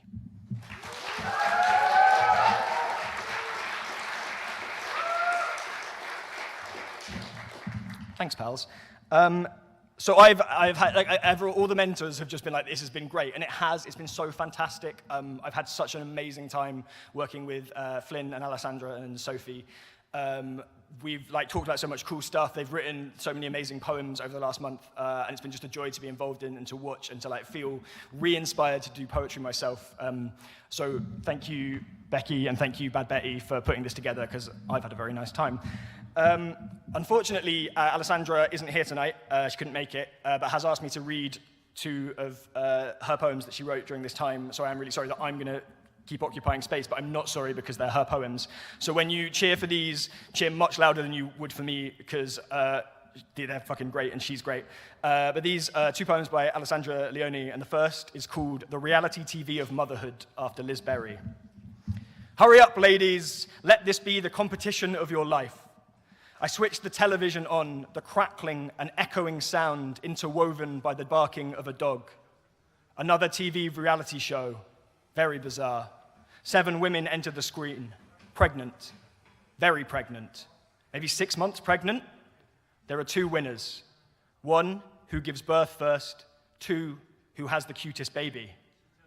But what if the babies are ghastly looking? Who wins the prize? Each woman is interviewed. They all look like a fairy tale princess or a Hollywood star. No physical flaws, but their personalities, hideous. They are about to give birth to these babies, crying babies, pink and plump babies, the perfect baby to their mother. Yet I wonder, what will the babies think of them? I wonder if one of these women will go to extremes to win the show. Will she ask for a cesarean to have the baby early, perhaps pass her best friend's newborn as her own? Or will she try eating the spiciest foods? Or will she sneak her husband in to sleep with her to bring on labor? Perhaps the baby is just a trophy in the end. Thanks.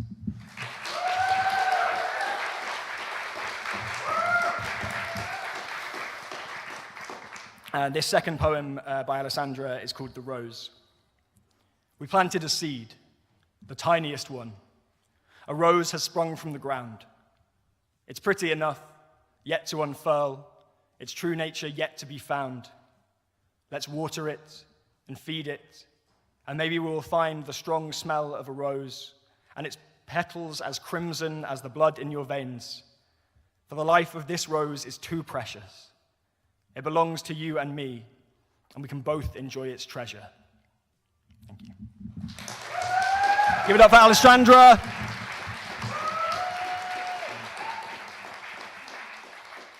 And with that, it gives me great joy to be able to invite to the stage Sophie Clay and Flynn Ledger.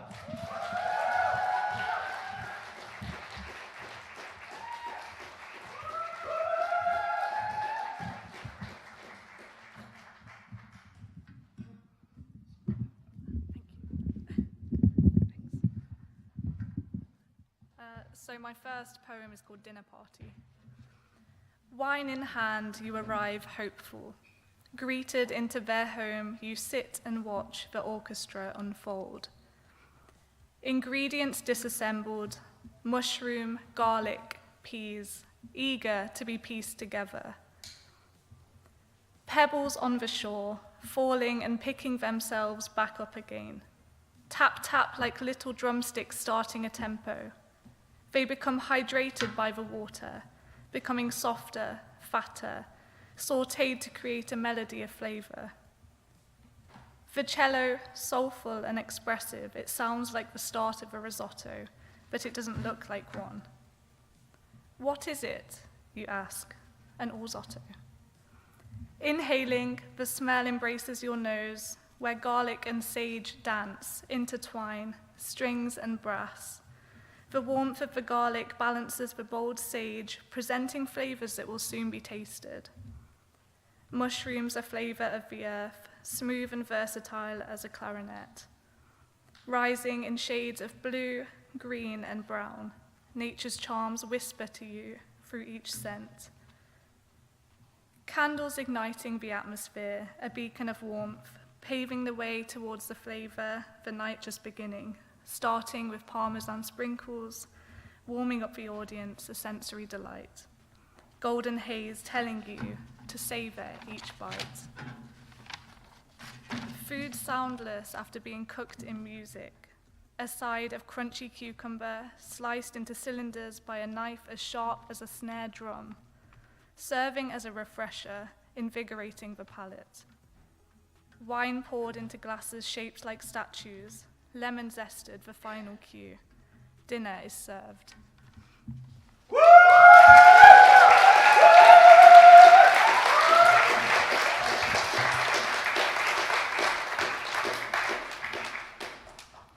And my second poem is about a rave. The sun is burning, even more so than usual. Deep, bloody red leaking into the rainbow of orange and yellow.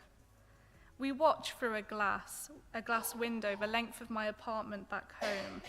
Hard techno blares out of speakers, 150 BPM, distorted, earthquaking through the walls and floor.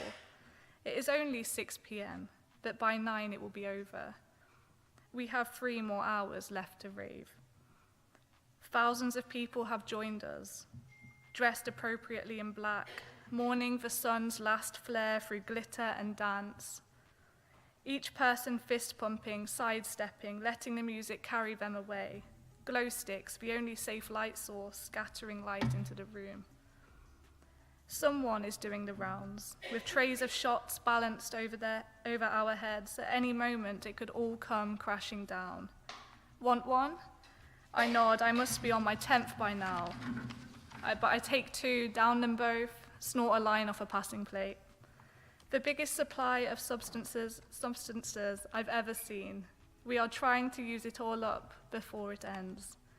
Use up all the music, the crowd waving like a snake back and forward, escaping yet fully present, breathing everything in for the last time. Thank you.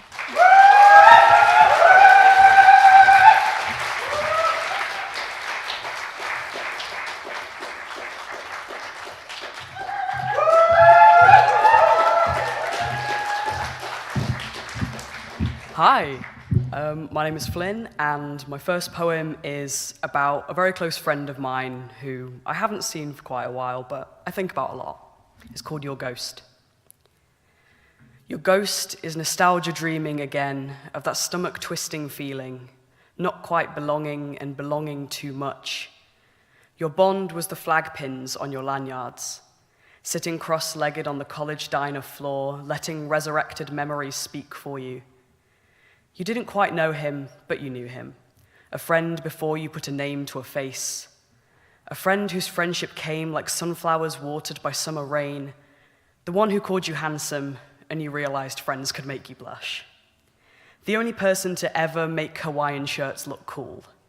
Survivor of the night of 25 shots, undoubtedly the best hugger in the universe. You still recall the days he held you in your darkest with space to let you breathe. Your ghosts are holding hands in that cold, frigid building on your birthday, and they are at peace. Thank you.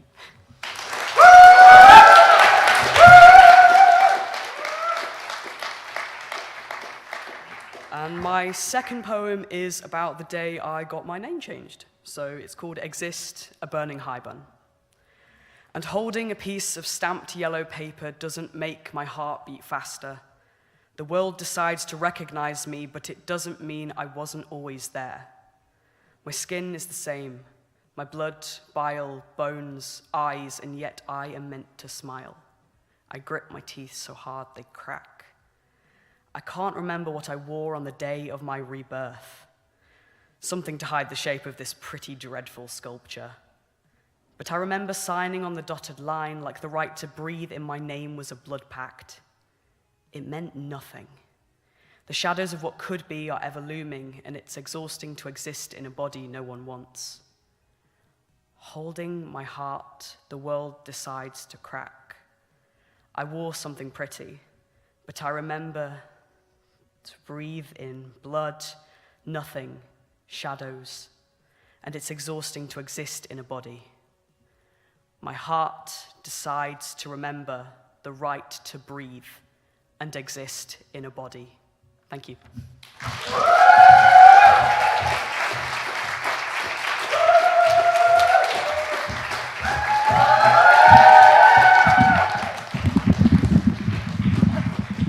noise for Alessandra, Flynn, and Sophie.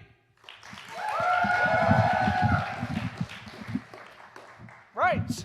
So our final Bad Betty poet, our final mentor, and our final 3 poets of the evening. No. When was the last time anyone went to Panto? You're very badly trained. It's okay though, because there will be many more events with Rap and with Bad Betty. Social media exists, and if not, posters. There's posters in places. I put them up with blue tack. I like blue tack. It's good, isn't it? So I like that got one patronising whoop. I'm very happy about that. So are we ready for our final section of the evening? So it gives me a great pleasure to welcome up Kandace Siobhan Walker. We published a double pamphlet by her called Kaleido, which reads one way and then reads the other way. So she's going to explain it better than me. But basically, her collection, Cowboy, was just shortlisted for Best Welsh Poetry Book of the Year. Kandace Siobhan Walker!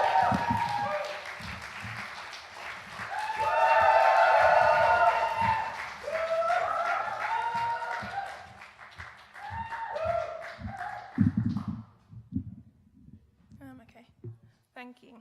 I'm going to start with this poem because I'm a big fan of Neopets. I don't really go on it anymore because it's full of children. If you don't know what it is, it's a virtual pet website. You have little, it's like Pokemon on the internet.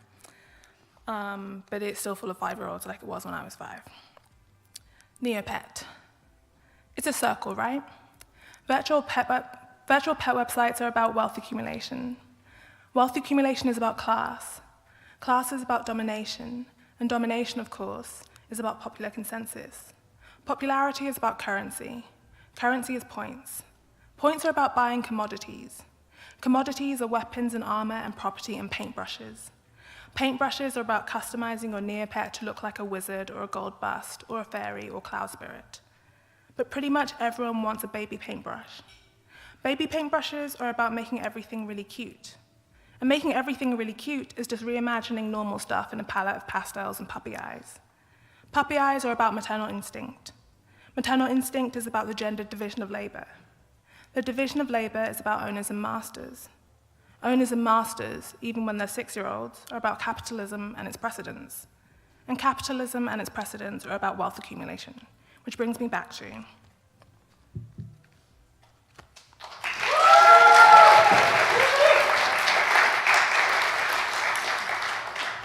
So I want to read 3 poems that kind of touch on the conversations I've been having with my mentees about the future and home and the kind of weird and fantastic things that poetry can do to transform us. This poem is from my Bad Betty pamphlet called Kaleido, which is a book ostensibly about trying to tell the future and also almost cursing yourself with tarot cards, which I did in 2020. This one's called 14, the Art. Affirmations, bestie. Say it with me. I will be transparent about my monastic ambitions, hold out against the urge to rain hellfire. I will slackline across the suburban rooftops of my teenage enemies. I will fall, I will ring the doorbell, I will be welcomed, I will eat breakfast with the family, sleep on their sofa for several months, stop projecting hostility, learn to sit with how I feel. I will share my Halloween candy, I will hoard nothing. I will haunt my hometown like a moon on a summer evening. I will take kindness wherever it is offered, and I will not question whether or not I deserve it. I will be thankful for the house I was raised in, and remember, I don't live there anymore.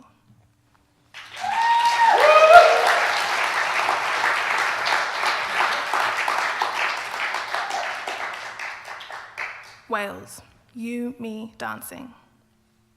Meet me at the station, shotgun front seat. Dreams and lads in the hedgerows. The past is only ever the past, driving with the windows down. Nostalgia's campesinos call my name only when we're alone. I'm like rain, I decide when I've come home. The past is a colorized movie. I'm proud, but I would eat every sound and shadow for a foothold. We're all ashamed of what we want, a blue tick, nationalism, a view from the sunroof. I want to feel human. To belong to other people is to want other people to belong to you.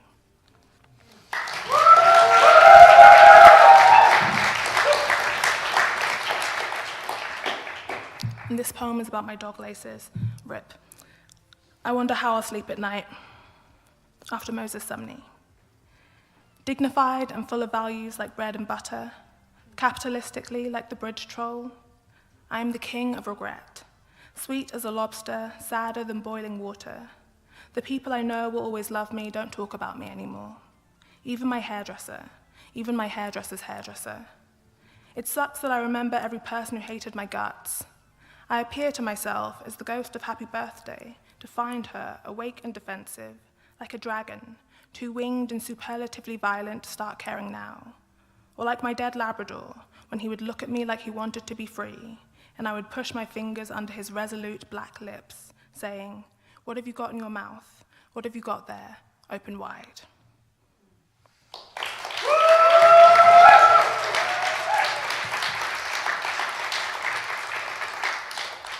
And I want to say a big thank you to Jake and Amy and Bad Betty, and to RAP and to NTU, and to my mentees. I'm very grateful to them that I was able to mentor them and have these beautiful conversations that have, like Chris said, opened up poetry again for me in a different way.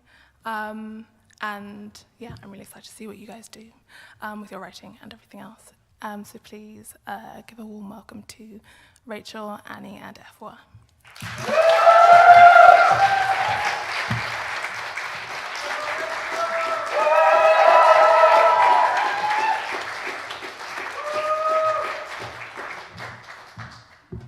Wow, it's quite bright up here. Okay, right. Hello everyone, my name is Rachel and I was working with Kandace, and I just want to say thank you so much for this experience. It's been amazing. So here are my poems.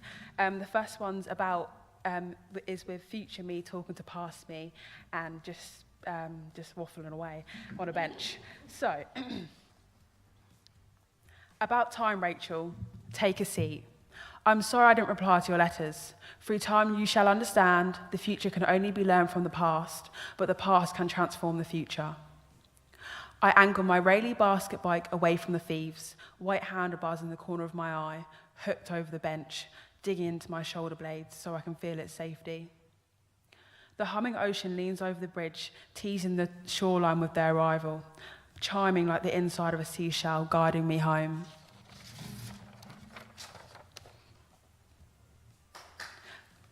I'm not done, sorry. But I am lonely here. Remember the cozy days? Oh, no, I've messed up. Okay. Tell me it gets better, Rachel, that there's more to life than a town where nobody leaves, where no masks are needed to hide behind. There is no belonging within these yellow walls. Oh, I remember painting and repainting the tobacco-stained walls from the ghosts of previous tenants. It was fun to feel locked down, wasn't it? Friends coming over with bottles of cheap vodka and slippers to hide from the bare wooden floors. The stadium kept us up at night, but the chaos became comforting, especially with Sunday League filling the empty silence. But I am lonely here. Remember the cozy days, perched on the sofa with Sarah watching Ackley Bridge? It was a home for you both. What I can tell you is this. You'll trade your one-bed flat for a grand Victorian townhouse with white sash windows and a heavy wooden door framed with stained glass, and the deed in your name. The people you love and come to love will gather around the dinner table, guests fussing, arms reaching over candle flames, spuds rolling into flower vases. More people arrive and we pull up a chair to make space. And as we're coming up the stairs, there is a gallery wall of vintage postcards from Florence, Croatia, and New York. Sam from Brazil sits in a bottle on the windowsill. In the study to the right, film cameras in cube shelves, notes on the wooden desk from the magazine features you're writing, glass plaques from all your awards and nominations to show off on LinkedIn. Overused passports in the drawer and with more stamps than pages, and a world map on the wall from Etsy, countless dots from all your travels. You might not be able to see it, but I do. I lived it. Well, that's nice, but my reality is different. You have to live through it, but I need a sign. How do I know they'll all work out? Have undying faith, Rachel, like I do.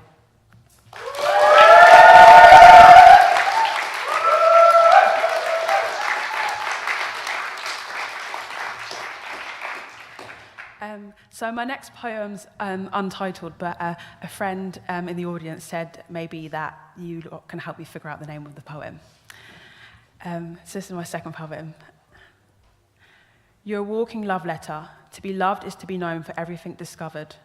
Life is not rehearsal, sharp center stage. You're ready. Don't shut the doors inside your heart. Let it shine through. This little life of yours fills scrapbooks and museums. Be courageous and bold. It's colourful. You're all the ages that have come before you. Patches of extreme busyness and dry spells does not equal a boring life.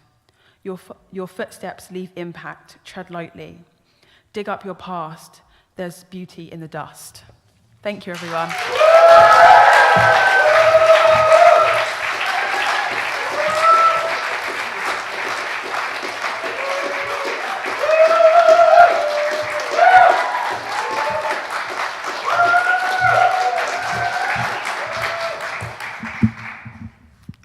Hi. Oh my God, I can't see a thing. Flippin' heck. Hi. If any of you have heard me read poems before, you'll know that I read a lot of poems about my family because they just keep giving me content. So I'm going to start with a poem about my brother who, if he knew I was reading this, would be livid. When the wine bottle is empty. When the wine bottle is empty, it is you I will call. Because when the last drop hits the floor, nobody else will feel the weight of it like you do. Perhaps the apology that never comes will form a letter that you won't read and I will have to write.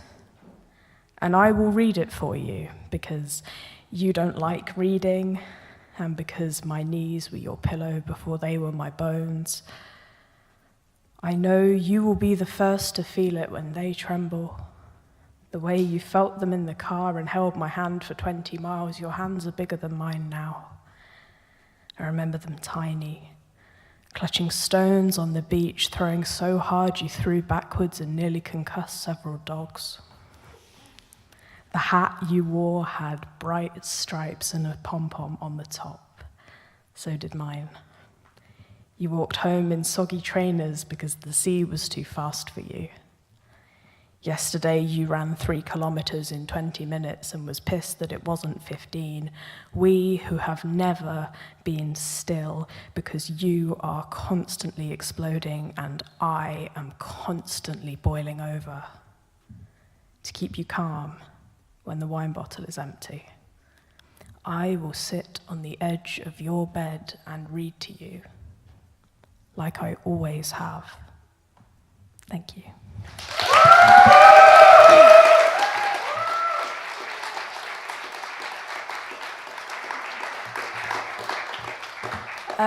So the absolute joy of working with Kandace was that she really pushed me out of my comfort zone, and I got to write more experimental poetry than I am used to.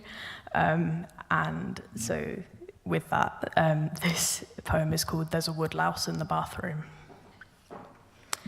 There's a woodlouse in the bathroom. He is staring at me from his armchair on the windowsill, and I watch him from the toilet seat. He smokes his pipe, and I am not bored of looking at him yet. It's 3 a.m. To think, he says, puffing smoke rings out of the air vent and looking smug, that you used to live with spiders. He is right. They were in every corner. We found one on our bed once.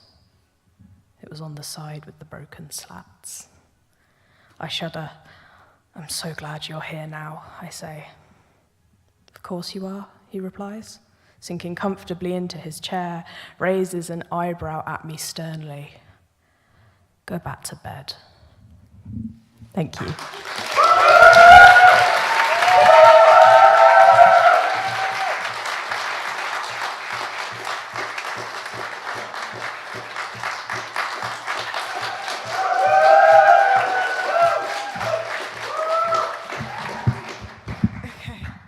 I've sinned now, just hoping whoever came before me didn't make this too short, because we did get a tutorial on how to do it, but after 4 years at uni and a dissertation from hell, stuff like this stressed me out. So this piece is a story of sorts, so follow me. What I know, but dare not say. Sorries are the most meaningless gestures on earth.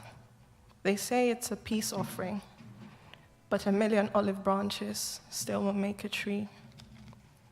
It is hard to watch the branches die again and again, but it's harder to be the dove stripping the tree bare.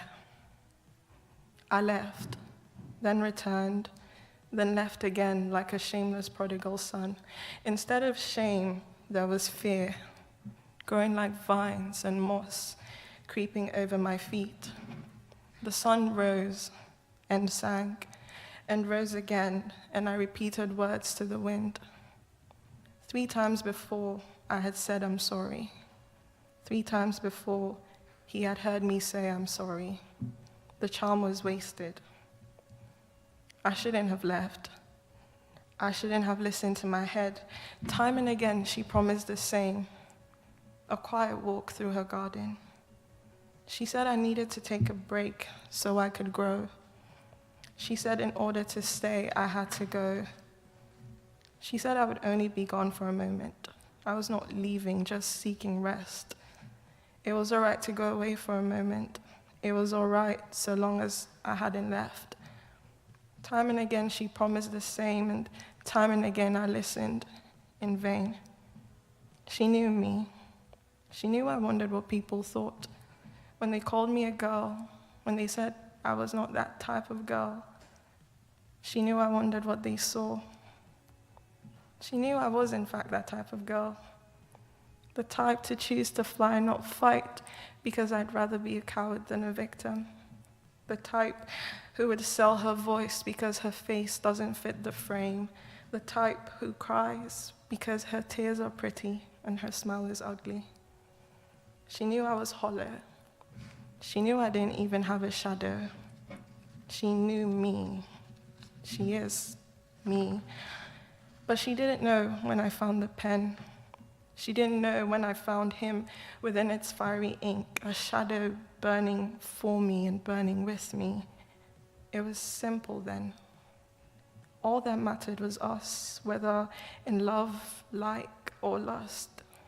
We'd lie still, a single mind, soul, and body. Same breaths, same vision, one rhythm. Novice and veteran, lady and gentleman, a single creature in a single shadow. It was simple before my head felt what my heart knew. Before my head knew to tell me stories of the ill-fated union of man and word. Before she told me that freedom is not without constraint, and that shadows come and go. That day, my ink broke. Black, white, then black again. All in the same line and at the same time. That day, she took me on a walk in her garden for the first time. A quiet walk, where she asked, and I wondered. She asked why my ink broke, and I wondered.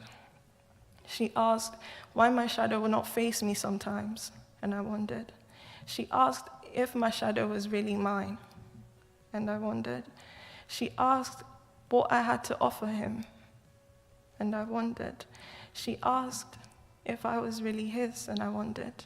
Again and again and again, I wondered, until the vines started to grow a maze in which I stood far longer than even the sun could. I stood until my path was no longer clear, until I was no longer gone for a moment, until I had left. I stood until the sun spoke, until it told me I was without a shadow. Finally, I was afraid. More afraid of what was than what could be. So I ran through vines and shrubs. I ran until I stood before him with nothing to offer but branches and olives. He held me again until we were one again. A single mind, soul and body, a single creature and a single shadow. She came again, and I left again when my ink broke again. This time I had to run back through vines and bushes and brambles because she was with time and they got the better of me. I ran back to him with bruises and branches and words, and we were one again, a single creature and a single shadow. But she came again, and I left again when my ink broke again. Even the sun was disgusted with me. Every day it would scream at me, a little louder every hour until it couldn't anymore. Even the sky was saddened. With quavering bolts and thunderous hiccups, it drowned me in its tears, yet I stood. I stood until the vines and thorns and my shadow was beyond gone. Then I walked to him. When I got to him, the branch was half dead, and then it died. And I thought to myself how meaningless those words were, but we were one again. And then she came again, my head, when my ink stopped and I left again. Now I'm standing in the garden again, without a shadow, surrounded by a forest of vines with moss all over my feet. I keep repeating words to the wind, holding on to the branch in my hand. Still, I am the dove stripping the tree bare. She asks if I know, and if I dare to speak. There's no need to wonder. I know, but I dare not say that from me, sorry is a meaningless gesture. Thank you.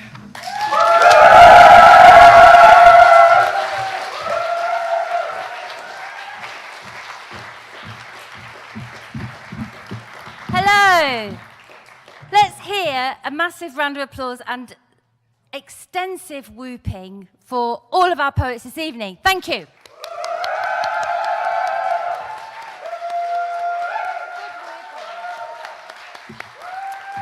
So, I'd like to say some thank yous. Thank you very much to the tech team for all the 27 million people in NTU who have helped this happen this evening, especially the facilities management team who lug things around all over the place all the time. Thank you to all the poets. Thank you to all the poet mentors. Thank you to Bad Betty, Amy, and to Jake for being such fantastic collaborators. Marvellous. And thank you very much to you for coming. Thanks. Have a safe journey home. Thank you very much. Goodbye.